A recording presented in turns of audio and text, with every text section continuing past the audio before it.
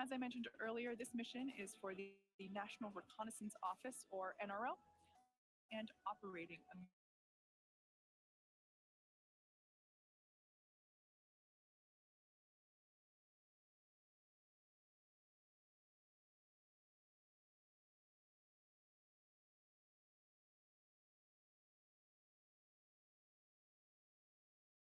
America's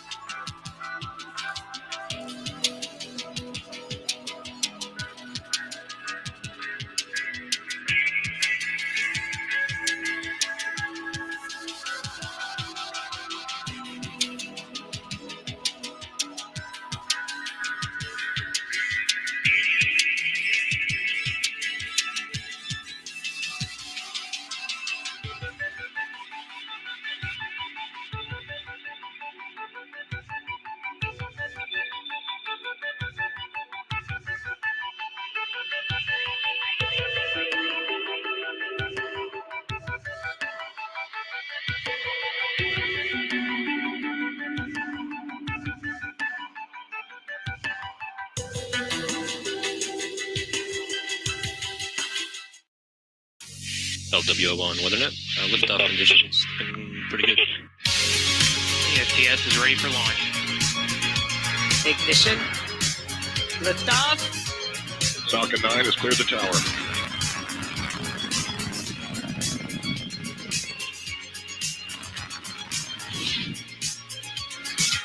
Ten, 9, 8, Side booster ignition. 6, 5, 4, 3, 2, 1.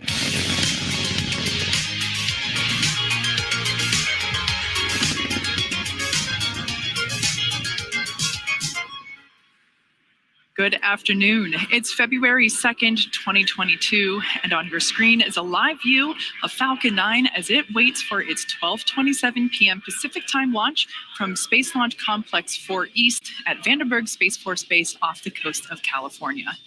My name is Kate Tyson, and I'm a Reliability Engineering Manager here at SpaceX, joining you from our headquarters about 150 miles south of the launch site. Our mission today is NROL 87 for the National Reconnaissance Office, or NRO. Today marks the NRO's first launch of 2022 and their 60th launch since public disclosure of launches began in December 1996. It also marks SpaceX's 143rd launch overall, our 5th launch of the year, and the second of 3 launches for this week. Now, for those of you that have been following along, you know that our most recent mission lifted off from Space Launch Complex 40 down in Florida on Monday. Following today's launch of NROL 87, we're set to launch our next Starlink mission tomorrow from Pad 39A off the coast of Florida. We're currently at T-minus 11 minutes and 11 seconds, and conditions are, as you can see on your screen, gorgeous for today's launch. Obviously, the weather's looking good. We have no major areas of concern. The range is green and ready to support. And finally, the vehicle and payload are in good health. Today's payload, the NROL 87 satellite, is a national security payload designed, built, and operated by the National Reconnaissance Office. NRO missions provide critical information to more than 500,000 government users, to include every member of the intelligence community, 24 domestic agencies, our nation's military, lawmakers, and decision makers. Here's a closer look at the NRO and its capabilities. For 60 years, we have been making the intelligence that keeps America safe possible. We are the leader in developing, building, launching, and operating our country's space reconnaissance systems. Our adversaries are moving fast, so we are moving faster to stay above all threats. We are going beyond. building resilience in everything we do, innovating faster to create the technology of the future with a world-class workforce alongside our partners and allies. Our future is built on more than half of a century of unrivaled success in space operations. The National Reconnaissance Office, above and beyond. The NRO has a busy launch year planned ahead for 2022, with more than a half dozen launches scheduled and a dozen payloads planned for orbit. While SpaceX has launched several missions for the NRO, today's mission represents the first launch of a SpaceX Falcon 9 rocket procured directly under the National Security Space Launch, or NSSL program. NSSL is a government launch acquisition program aimed at ensuring continued access to space for national security missions. The program is overseen and operated through U.S. Space Force's Space Systems Command, headquartered in Los Angeles, California. One thing to note, per the NRO's request, we will not be sharing any views from the second stage today, and we will be ending our webcast around the T+8 minute mark, just after Falcon 9 touches back down onto land. We're almost at 8 minutes and 30 seconds. Hold authority communication check. Please respond with strength and clarity when pulled. NOPSOD. Loud and clear. PD. Loud and clear.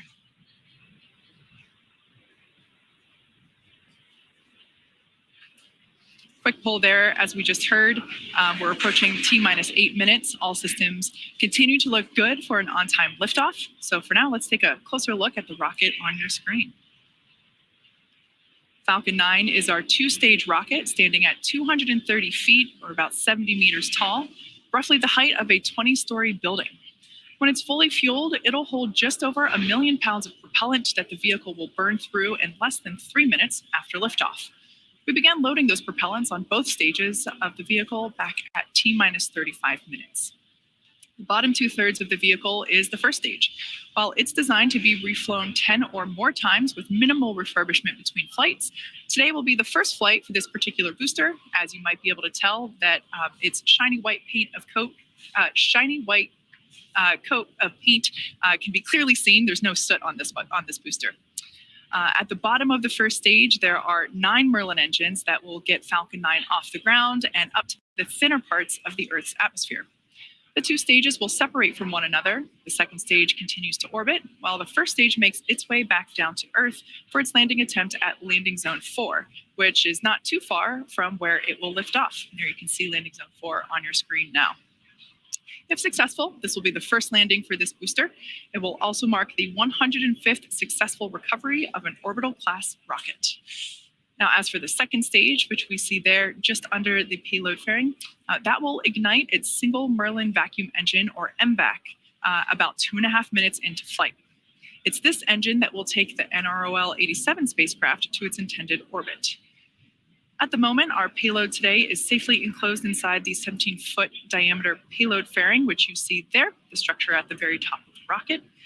This protects the satellite from aerodynamic heating, loads, and contamination during ascent. Once we reach the vacuum of space... Stage 1, fuel load is complete. All right, good news there. Stage 1 fuel load has completed. Now, once we reach the vacuum of space, we'll jettison those fairing halves while the second stage continues on to orbit. Just like our Falcon 9 booster, today these fairing halves are also brand new, and we will be attempting to retrieve them from the water once they make their way back to Earth. As I mentioned earlier, this mission is for the National Reconnaissance Office, or NRO. The NRO is responsible for developing, acquiring, launching, and operating America's reconnaissance satellites, as well as operating associated data processing facilities in support of national security. These sophisticated systems are used to develop military targeting data, support international humanitarian relief operations, and assess the impact of natural disasters. As a reminder, per the NRO's request, we will not be showing any views from our second stage today, and we will be ending our webcast around the T+8 minute mark, just shortly after Falcon 9 touches back down at Landing Zone 4. So far, we are at T-5 minutes and 6 seconds, and all systems remain go for an on-time liftoff. The range remains green and ready to support. As for the weather, as you can see by those views from Vandenberg Space Force Base, it's a gorgeous day for launch. We have basically 0% probability of violation with respect to weather rules for today. The vehicle and payload continue to be healthy. In fact, the payload is now on internal power. And if for some reason today that we are unable to launch, we do have a backup window tomorrow at the same time. Next up, the truss structure there next to the vehicle, known as MD, CLD on countdown 1. GMD. It's a MD. Is coming through the final status check. You and your team are go for launch and landing. MD and team are go for launch and landing. Copy. All right, we can see there that the clamp arms on the transporter erector, or TE, have now begun to open in preparation for retraction of the TE. This is one of the last major visual milestones that we have prior to launch. At this point in time, both the first stage and second stage are nearly fully loaded with 1 million pounds of kerosene fuel and liquid oxygen, or LOX, as you often hear us call it. The white clouds that you see there on the side of the vehicle are normal. That's just that super chilled liquid oxygen coming into contact with the ambient air around the vehicle. The fuel is completely loaded on both first and second stage, and we're expecting the first stage to wrap up its LOX loading in about 15 seconds at T-minus 3 minutes, and second stage will complete its LOX loading at T-minus 2 minutes. At T-minus 60 seconds, we'll hear a call out that Falcon 9 is in startup. Stage 1, lock load complete. All right, so stage 1 is now fully loaded with both all of its fuel and liquid oxygen, and we're waiting for a second stage to wrap up that LOX load.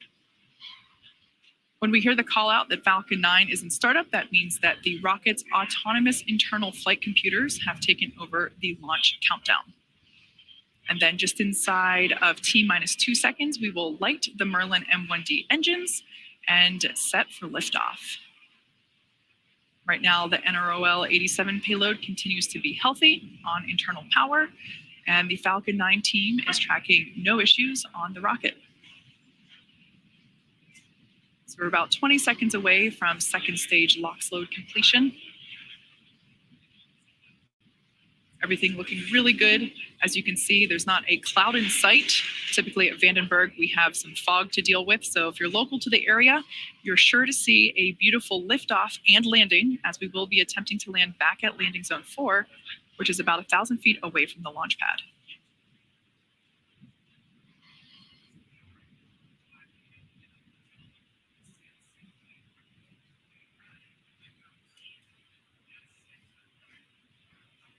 Stage 2, lock load complete.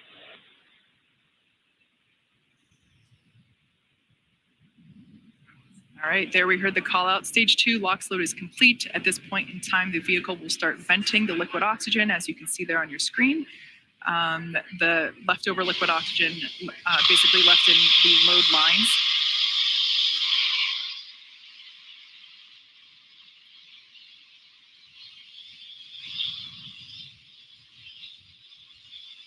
Everything continuing to look good for an on-time liftoff.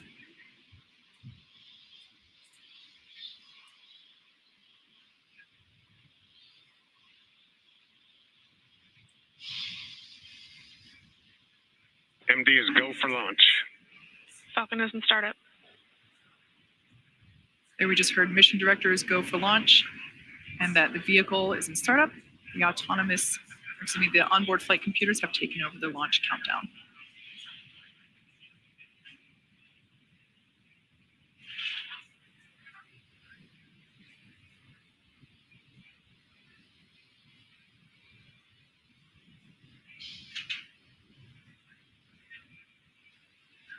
We're now at T-minus 25 seconds. Let's listen in to the final countdown.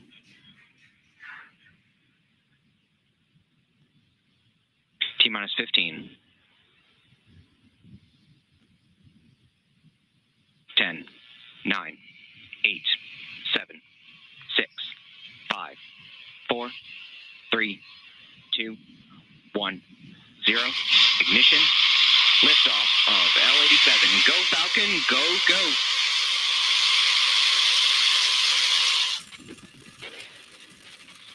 Vehicles pitching downrange.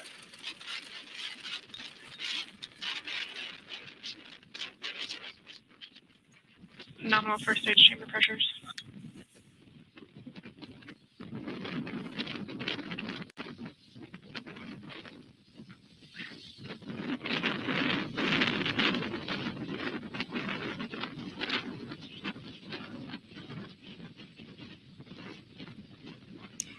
We're now T plus 40 seconds into the NROL 87 mission. Falcon 9 is throttling down in preparation Power and telemetry. for max Q, which will take place at T plus 1 minute and 12 seconds. Max Q, of course, being the moment in which the vehicle experiences the highest amount of aerodynamic pressure. Beautiful views of the California coast there in the background.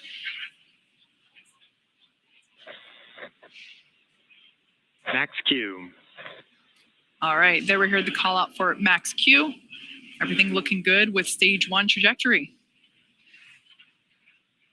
Now, in the next couple minutes, we have 5 events coming up in quick succession, starting with main engine cutoff, stage separation, stage 1 flip, second engine start 1, and then the boost back burn. Main engine cutoff, as the name suggests, we will we will shut down all 9 Merlin engines. The stages will separate. The first stage will actually flip over and conduct a boost back burn, and that's what we have to do in order to fly the booster back towards land. And of course, during that time as well, we'll have second engine start 1, where we will ignite the Merlin vacuum engine. Again, not a cloud in the sky, gorgeous liftoff from Vandenberg Space Force Base, Space Launch Complex 4 East.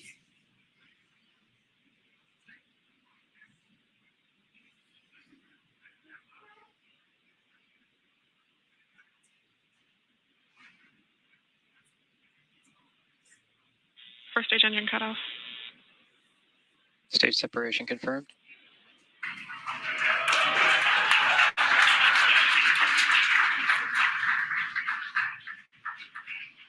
Stage 1 boost back startup. All right, there you saw all of those crystal clear, beautiful views.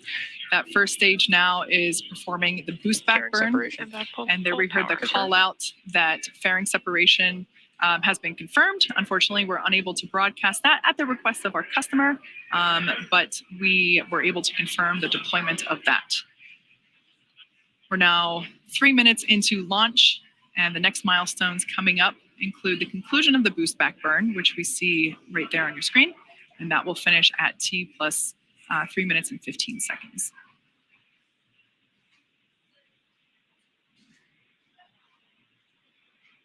Stage 1 boost back shutdown. All right, there we heard call out that the boost back burn has completed.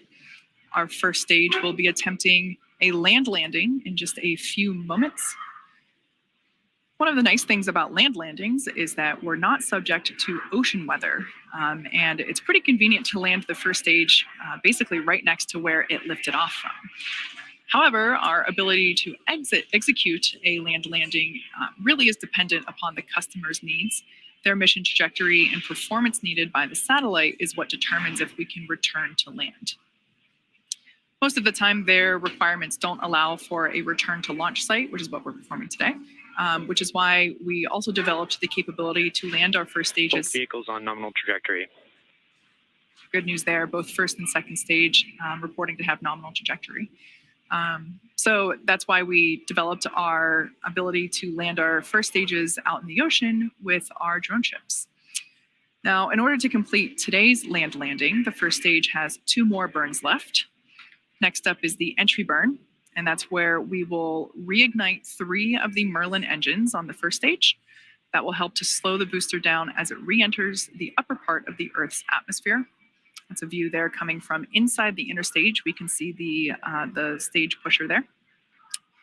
Here we have a beautiful view. I think that's probably one of the channel islands there on the right-hand side of the screen. We can see 2 of the 4 hypersonic grid fins. We deploy those shortly after the stages separate, and those grid fins help steer the vehicle during descent. You will also see that right there, we just saw one, like a puff of white gas. That is nitrogen gas from attitude control systems that help control the vehicle's orientation. So there we can see the booster is steering itself back to Vandenberg Space Force Base. Piece of ice there on the left-hand side.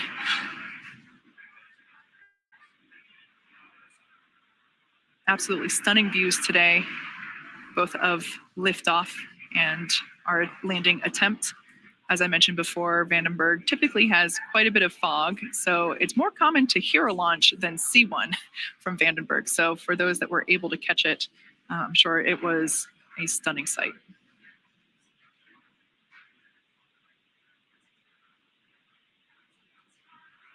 We are about 20 seconds away from the entry burn. Again, this burn is the second of 3 burns that we will be performing today. And this burn is designed to slow the vehicle down significantly. Both vehicles are on a nominal trajectory. So the booster is now basically coming through the thicker part of the Earth's atmosphere. So we're going to slow its velocity down with this entry burn.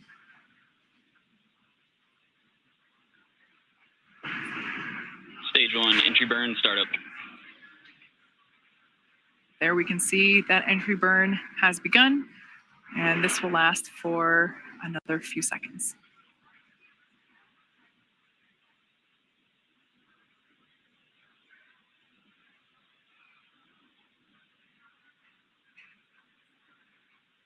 Stage 1, entry burn, shut down. And we can see that entry burn has concluded. The vehicle continues to steer itself for a precise landing back at landing zone 4 at Vandenberg Space Force Base. The next burn we have is the landing burn. During the first stage landing burn, a single Merlin engine, the center engine, will relight and slow the vehicle down. Stage 1 FTS is saved.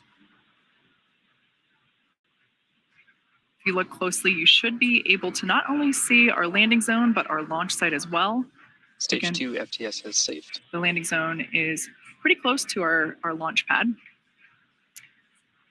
Shortly before the vehicle touches down. Stage 1, landing burn, startup. All right, we can see the landing burn has begun.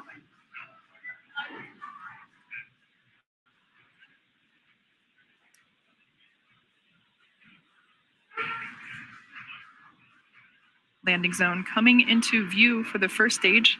Again, this is the first flight for this booster and first landing attempt. Stage 1, landing leg, deploy.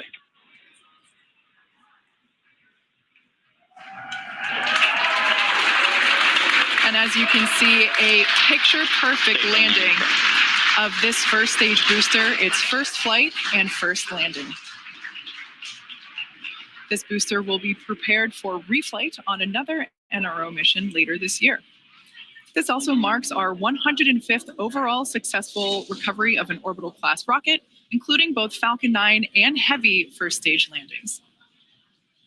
As I mentioned earlier, at the request of our customer, the National Reconnaissance Office, we are concluding our webcast coverage early today. We would like to hear the NRO for entrusting us with today's launch, and a special thanks to the range and the Federal Aviation Administration for licensing support. For all those tuning in, thanks for watching, and we'll see you tomorrow for our Starlink launch.